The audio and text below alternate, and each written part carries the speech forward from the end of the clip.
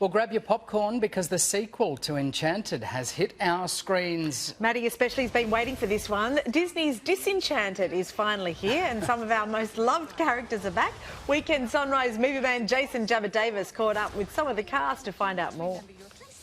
It's been 15 long years since their happily ever after. Now Amy Adams and Patrick Dempsey are back as Giselle and Robert in Disney's Disenchanted. I know that change can be scary, but it can also be exciting. In the sequel, the pair leave behind the wild world of New York City for a quieter life in the suburbs. But things don't go to plan, and Giselle turns to magic for help. I wish.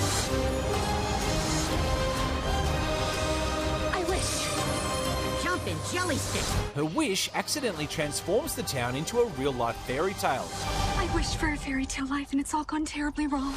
Or terribly right. Oh, Giselle, what have you done? So it's a race against the clock to save her family. Giselle is back. You're producing on the film too. 2022 is such a radically different landscape to 2007 in so many ways. As a producer, what did you want to keep from the first film, and was there anything you wanted to change?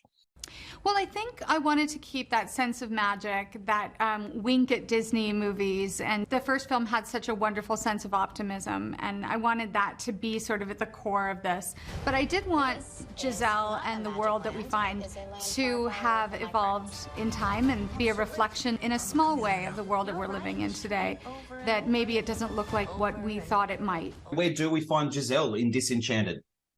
Well, we find her sort of in a moment where she feels like some of the magic has been lost from her world. And so she thinks that moving to a new place, starting over, she mistakenly believes that that can reframe everything. And she quickly realizes that it isn't working and she feels at a loss.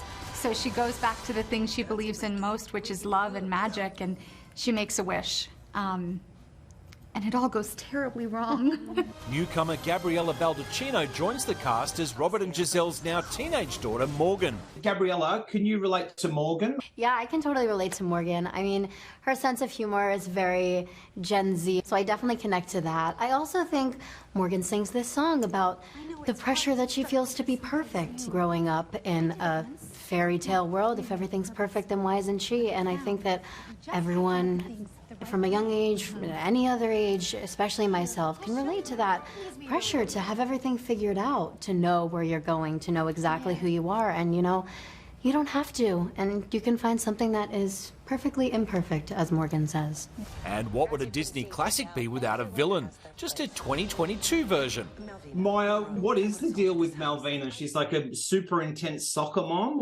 You know, where do you draw from to play Malvina, and where does she fit into the story? Definitely not from my own life. I am not a super intense soccer mom, but she is kind of all those wonderful Disney villains rolled into one. It's just pure, nasty, campy evil.